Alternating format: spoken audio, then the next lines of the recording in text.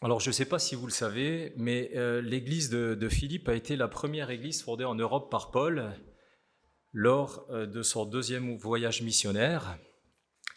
Et il était accompagné dans ce périple par Luc, Silas et un jeune homme dont les frères de Lystre et d'Icône rendaient un bon témoignage.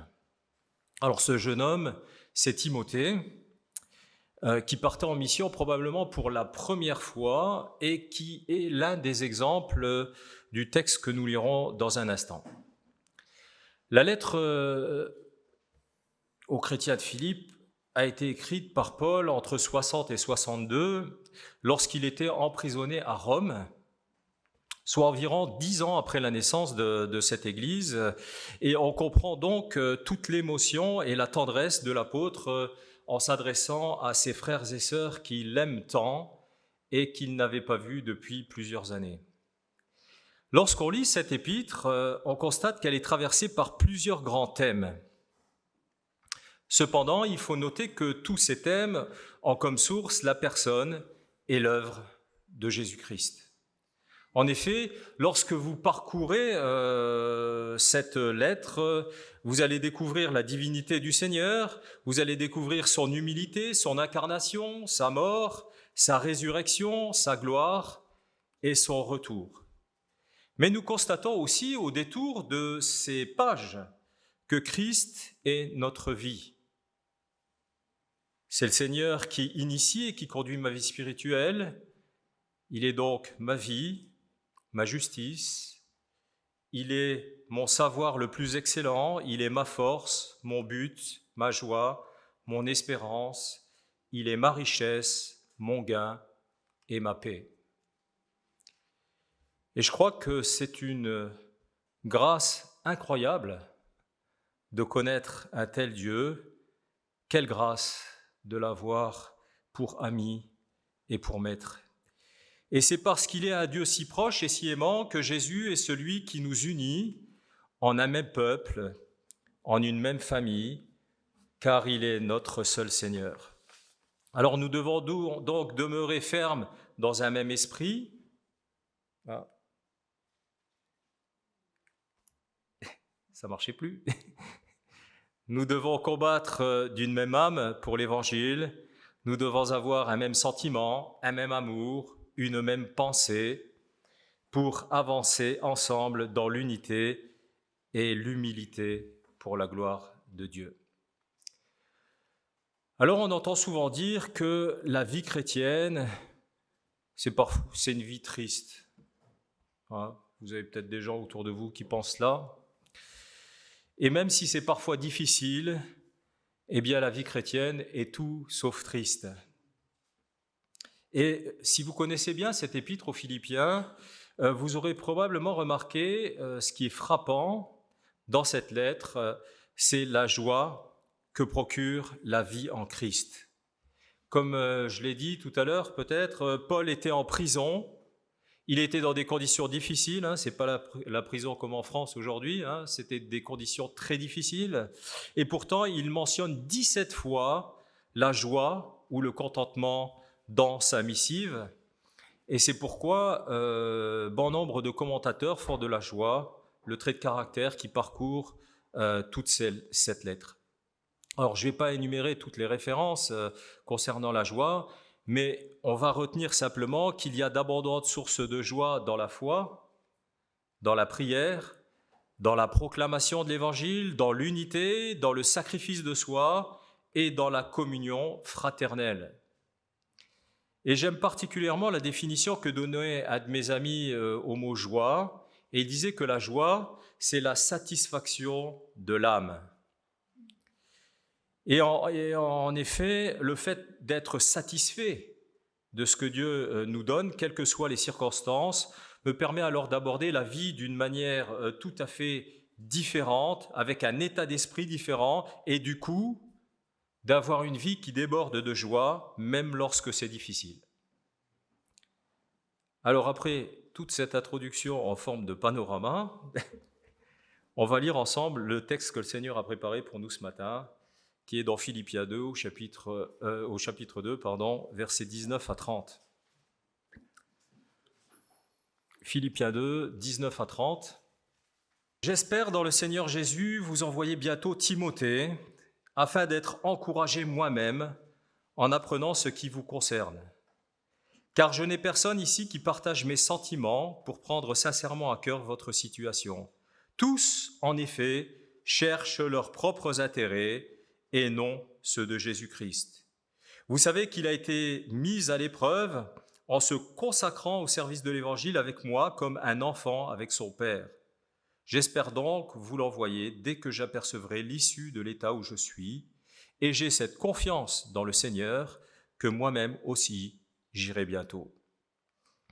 J'ai estimé nécessaire de vous envoyer mon frère Épaphrodite, mon compagnon d'œuvre et de combat, par qui vous m'avez fait parvenir de quoi pourvoir à mes besoins, car il désirait vous voir tous, et il était fort en peine de ce que vous aviez appris sa maladie. Il a été malade en effet, et tout près de la mort, mais Dieu a eu pitié de lui, et non seulement de lui, mais aussi de moi, afin que je n'aie pas tristesse sur tristesse. Je l'ai donc envoyé avec d'autant plus d'empressement, afin que vous vous réjouissiez de le revoir, et que je sois moi-même moins triste. Recevez-le donc dans le Seigneur avec une joie entière, et honorez de tels hommes, car c'est pour l'œuvre de Christ qu'il a été près de la mort, ayant exposé sa vie afin de suppléer à votre absence dans le service que vous me rendiez. Alors on découvre ici deux proches collaborateurs de l'apôtre Paul, Timothée et Épaphrodite. Et en lisant ce texte et en voyant toutes les éloges que l'apôtre a pour ces deux hommes, je me suis demandé où est-ce que j'en étais avec le Seigneur. Et la question qui m'est venue à l'esprit, c'est si Dieu pouvait réellement compter sur moi. Et c'est une question que nous pose ce passage à chacun. Dieu peut-il compter sur moi? Dieu peut-il compter sur toi? Alors cette question, vous le savez, ça n'est pas une question anodine, parce que la réponse que nous lui donnons va aboutir à deux types de vie. En effet, soit nous vivons selon le principe de Philippiens 1, 21, en vivant entièrement pour Christ, soit nous vivons selon le principe de Philippiens 2, 21, en vivant pour soi. Alors en ce qui me concerne, je dois avouer que je vis très peu souvent selon le premier principe et très souvent selon le deuxième, en l'enduisant bien entendu d'un beau vernis chrétien, parce que sinon ça serait un peu trop visible pour tout le monde. En tout cas, il est très facile de dire et de chanter que Dieu peut compter sur moi, plutôt que de le vivre au quotidien. Et si vous ne retenez rien d'autre ce matin, retenez simplement qu'on ne se moque pas de Dieu, car la plus belle des façades ne résiste pas à l'examen du Seigneur. Cependant, ce que je trouve beau avec notre Dieu, c'est que rien n'est jamais perdu, car il ne se lasse pas de pardonner, et si le Seigneur parle à votre cœur à cet instant, eh bien, si vous êtes dans ce cas où vous êtes pas très souvent comme vous devriez être pour lui, eh bien vous pouvez lui demander pardon et vous pouvez repartir transformé par son esprit pour vivre d'une manière digne de lui. En tout cas, c'est ma prière pour chacun d'entre nous.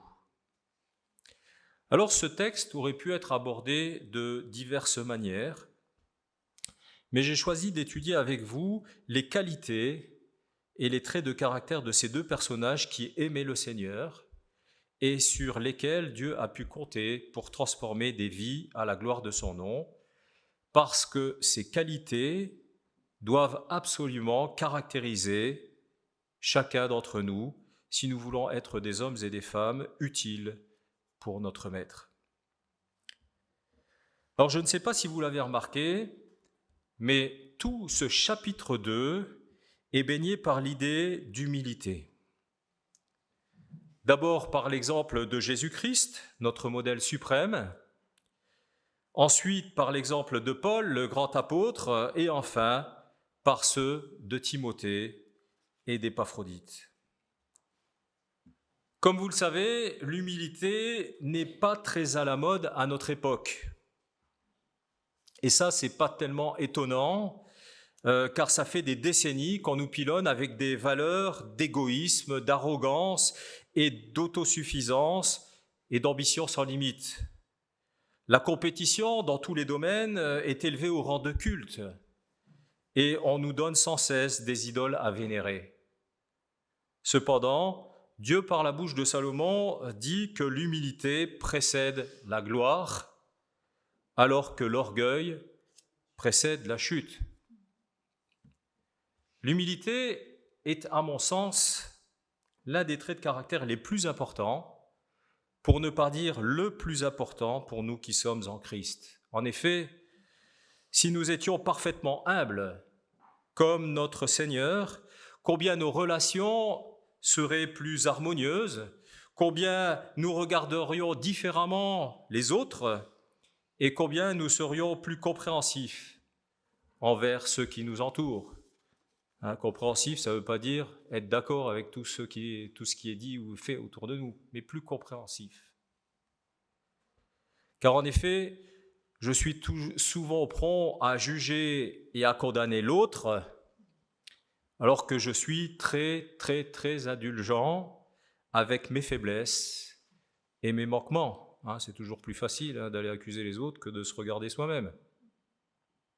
Et tout le monde connaît l'histoire de la paille et de la poutre en Matthieu 7, mais combien d'entre nous enlevons-nous d'abord cette poutre que nous avons dans l'œil avant de savoir comment enlever la paille de l'œil de notre voisin? Et si tel était le cas, nous serions bien plus utiles pour Dieu, non seulement dans l'Église, mais aussi en dehors de la communauté pour annoncer l'amour de Dieu.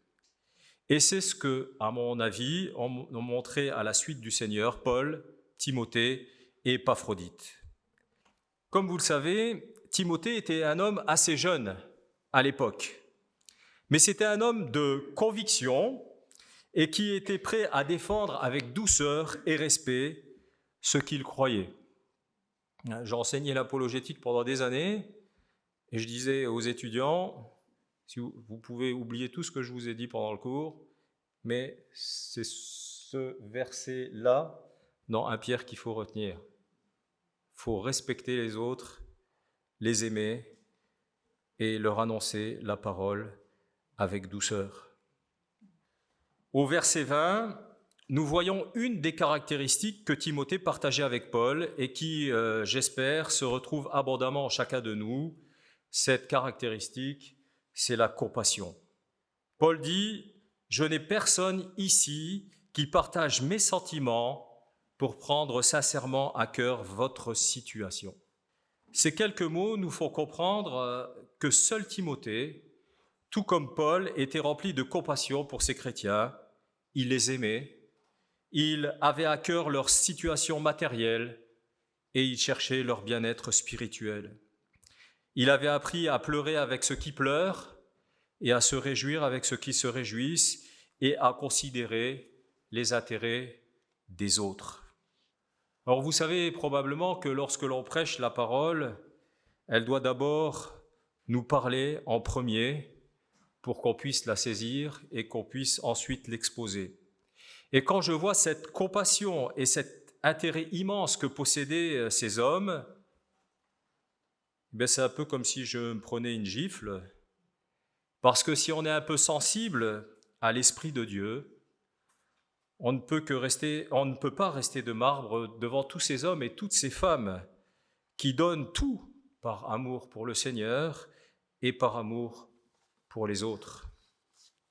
Alors c'est vrai qu'on peut toujours se voiler la face en se disant que ce sont des gens extraordinaires, mais on sait bien que c'est faux. Tous ces gens qui ont tout donné pour le Seigneur, ce sont des gens ordinaires. Ce sont des gens comme vous et moi, mais qui se sont laissés façonner et transformer par la parole de Dieu afin de vivre l'Évangile pleinement. Et de ce fait, ils sont devenus exceptionnels, dans le sens où ce sont des exceptions dans notre monde, mais malheureusement aussi dans nos églises. Alors je crois que nous connaissons tous ce grand conflit qui existe entre nos propres intérêts et les intérêts de Dieu. Et si on est honnête, je crois que nous cherchons beaucoup trop souvent nos propres intérêts et notre propre gloire, et du coup, on néglige de chercher d'abord le royaume de Dieu et sa justice. Alors, je ne veux pas faire de l'autoflagellation, mais je dois avouer qu'au fil des années et au fil du temps, il me semble que je me soucie de plus en plus de moi-même et de moins en moins des autres. Cependant, je m'aperçois qu'en agissant de la sorte, non seulement je ne sers pas Dieu comme je le devrais, mais je desserre aussi mes propres intérêts, car quand je ne vis pas à fond pour Dieu, je ne peux pas vivre une vie pleine et entière, je ne peux pas vivre une vie remplie de joie. Or, vous l'aurez compris, il y a un combat terrible qui existe en moi, qui existe probablement en vous aussi, mais nous savons que la victoire est en Christ et qu'elle est pour chacun d'entre nous. Remarquons de plus que la compassion ne s'exprime que dans les relations.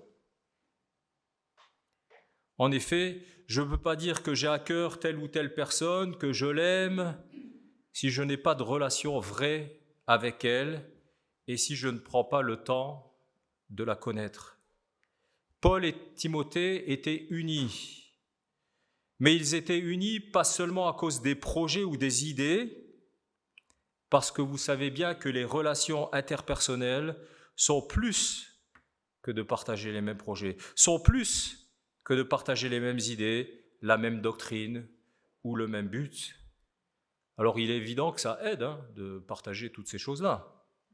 Et je crois que c'est indispensable de partager le même projet ou la même doctrine pour travailler ensemble dans l'Église, mais pour avoir de vraies relations avec quelqu'un, il faut avoir un même cœur, une même âme, une même pensée. Et nous comprenons dans ces versets 19 à 21 que le souci de Paul était le souci de Timothée. Ils partageaient les mêmes sentiments qui, je le crois, venaient du Seigneur. Éprouver de la compassion pour les autres, c'est donc quelque chose d'essentiel. C'est la base de la vie chrétienne, mais pour que cette compassion s'exprime au quotidien, il faut de la persévérance. À partir du verset 22, nous lisons que Timothée avait été éprouvé, mis à l'épreuve. L'idée qui est présente ici, c'est que ce jeune homme avait fait ses preuves en se consacrant au service de l'Évangile. Cependant, il faut remarquer que cette consécration était le fruit d'un long apprentissage, d'un long cheminement avec le Seigneur, mais aussi Paul comme maître de stage. Timothée avait appris à se soumettre, il avait appris à observer, et bien que cela fasse plus de 10 ans qu'il était enseigné par l'apôtre, nous constatons dans ce passage qu'il restait à l'écoute de son mentor. Alors, vous savez qu'aujourd'hui, on est pressé. Et dans nos églises, on n'échappe pas à la règle, on est aussi pressé. Et beaucoup sont pressés et veulent prendre des responsabilités. Je ne dis pas qu'il ne faut pas en prendre, mais souvent on est pressé, on veut prendre des responsabilités, on veut se retrouver sur le devant de la scène, dans un ministère quelconque, tout en se passant de ce moment indispensable de formation aux pieds du Seigneur et de chrétiens chevronnés qui ont fait leurs preuves. Beaucoup, et ça c'est l'apanage souvent de la jeunesse, mais pas que, beaucoup se sentent plus forts et plus spirituels que leurs aînés. croyant qu'ils peuvent se passer de l'enseignement de l'Église en restant seuls dans leur coin. Mais quelques années après, on constate les dégâts d'une telle folie, car comme le dit l'auteur des Proverbes, celui qui se tient à l'écart cherche ce qui lui plaît, il s'irrite contre tout ce qui est sage. Ce n'est pas à l'intelligence que l'insensé prend plaisir, c'est à la manifestation de ses pensées. Sommes-nous des gens sages ou sommes-nous des insensés? C'est la question qui nous est posée là. La persévérance dans la communion fraternelle, la persévérance dans l'humilité et la persévérance dans l'apprentissage en commun des vérités bibliques montrent qui nous sommes et montrent que l'amour de Dieu, ça n'est pas que des mots, mais c'est une réalité vivante. Épaphrodite avait compris cela, il aimait les Philippiens, et si on en croit les commentateurs, c'était aussi un des membres de cette église de Philippe. Et c'est cet amour altruiste qui l'a poussé à s'engager. Alors que de plus en plus de monde aujourd'hui ne veut plus s'engager, ou foule aux pieds les engagements passés, Épaphrodite, je crois qu'il est un exemple pour nous. Il s'est retroussé les manches pour travailler avec Paul dans l'œuvre et le bon combat de la foi. Il n'a pas fait ça pour l'apparence, il n'a pas fait ça pour... Et voilà, il faut penser beaucoup à soi. Et s'il faut piétiner un peu les autres pour penser à soi, c'est un peu les valeurs qu'on nous véhicule aujourd'hui, ce n'est pas du tout les valeurs de la Bible. Hein. Il n'a pas fait ça pour l'apparence, il n'a pas fait ça pour se valoriser, il n'a pas fait ça pour s'épanouir, mais il s'est engagé par amour pour Dieu et pour les hommes. Et il me semble que malheureusement, on nous a tellement inculqué que nous étions individuellement le centre du monde que bien des personnes s'engagent dans un ministère ou un autre pour de mauvais la gloire de Dieu. Et du coup, dès que survient une difficulté, un désaccord, etc., au lieu de persévérer, beaucoup laissent l'œuvre. Et laisser l'œuvre, ça veut dire laisser tomber les personnes qu'elles avaient en charge, montrant ainsi que mes intérêts propres sont bien plus importants que ceux des autres et que moi, j'ai bien plus de valeur que mon frère ou ma sœur. Alors nous devons nous poser la question de notre engagement avec le Seigneur et avec les autres. Est-ce un engagement feu de paille qui ne durera qu'un temps? Ou est-ce un engagement béton qui transcende notre foi et qui puise sa source en Dieu? Notre engagement est-il concret ou se contente-t-il de belles théories? En d'autres termes, si vous voulez, pour le dire autrement, Dieu peut-il compter sur moi en théorie ou peut-il compter sur moi en pratique? Tout le monde comprendra bien la différence. Je crois que la dernière caractéristique d'Épaphrodite au verset 30 montre comment basculer de l'inertie à l'action. Et cette caractéristique, c'est le courage. Paul, Timothée et Épaphrodite étaient courageux. Et pour être courageux, il faut avoir des principes, il faut avoir des convictions et vivre selon ces convictions. Cependant, lorsque nous vivons pleinement pour Christ, il y a forcément des obstacles et des menaces. Jésus n'a jamais promis que tout le monde nous trouverait formidables lorsque nous vivons une vie de disciples, mais plutôt que nous serions maltraités, persécutés, haïs, etc. Vivre pleinement la vie chrétienne, c'est donc faire preuve de courage. Et moi, il m'en manque beaucoup. Alors j'ai lu il y a quelques années de cela des prédications de Martin Luther King. Et je me suis demandé si dans ce contexte de ségrégation raciale aux États-Unis, moi qui à cause de ma couleur de peau aurais été tranquille, je me suis demandé si je me serais interposé face au pouvoir en place pour m'élever contre les crimes atroces qui étaient perpétrés. Et je ne parle même pas de défendre tout le monde. Mais aurais-je été capable, par amour, de prendre le parti d'un frère ou d'une sœur en Christ noir, puisque c'était le cas aux États-Unis, de prendre parti pour un frère ou une sœur qu'on aurait maltraité devant moi? Eh bien, je dois dire à ma grande honte que je n'en suis pas certain. Alors que je proclame haut et fort que j'aime Dieu et mon prochain. Alors nous avons de la chance de vivre dans un pays en paix, où nous sommes bien traités, même s'il existe quelques exceptions. Nous devons, je crois, sérieusement nous poser la question, individuellement, mais aussi collectivement, de savoir ce que nous ferions si demain, un régime inique s'emparait du pouvoir, comme dans les années 30 ou 40. Qu'est-ce que je ferais? Serions-nous prêts à donner notre vie pour le Seigneur, comme l'a fait par exemple Dietrich Bonhoeffer? Serais-je prêt à donner ma vie pour un frère ou une sœur en Christ?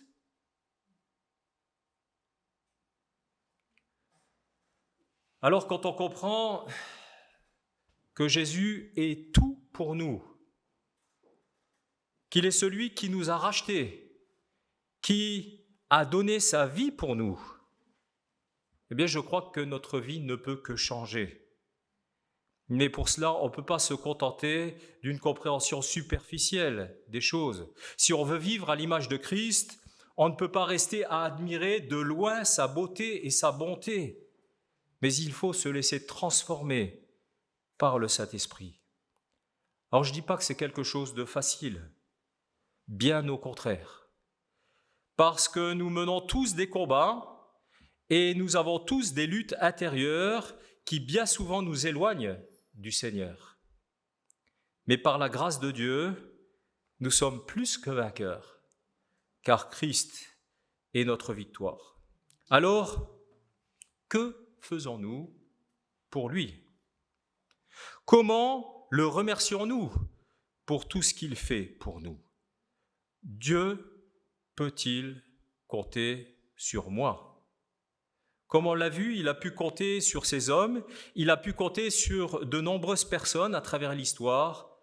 Dieu peut-il compter sur moi aujourd'hui?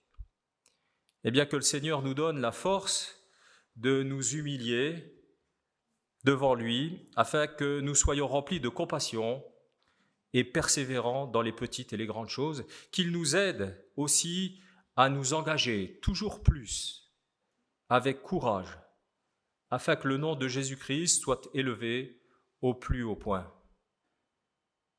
En tout cas, comme je le disais tout à l'heure, c'est ma prière pour chacun d'entre nous, que nous puissions nous laisser vraiment transformer par le Seigneur. Ça ne vient pas forcément comme ça, ça ne tombe pas comme ça, forcément, mais ça demande aussi du travail, de la persévérance, de la consécration. Le Seigneur a donné sa vie pour nous. Il nous aime. Il veut notre bonheur. Et souvent, bien, on foule aux pieds tout ce qu'il a donné pour nous, pour notre malheur. On va prier, puis ensuite on va chanter un chant ensemble. Alors, bien Seigneur, je veux vraiment te remercier pour toi, pour qui tu es, pour ce que tu nous as donné, parce que tu es un Dieu formidable. Seigneur, je veux aussi prier pour moi-même et pour nous tous, parce que bien souvent nous négligeons ta parole, nous négligeons de passer du temps avec toi, un temps de qualité, Seigneur. Je te demandais pardon parce que ma vie pourrait être bien plus aboutie, bien plus conséquente pour toi. Seigneur, je veux te prier pour ton Église ici, que chacun et chacune nous puissions prendre cette décision de marcher pour toi, de faire ta volonté, de nous aimer les uns les autres sincèrement, Seigneur, et d'aimer ceux qui ne te connaissent pas encore, pour pouvoir leur annoncer ta parole, et que bientôt ils puissent être aussi nos frères et sœurs en Christ. Seigneur, bénis encore chacun et chacune, Et c'est au nom de Jésus-Christ que nous te le demandons. Amen.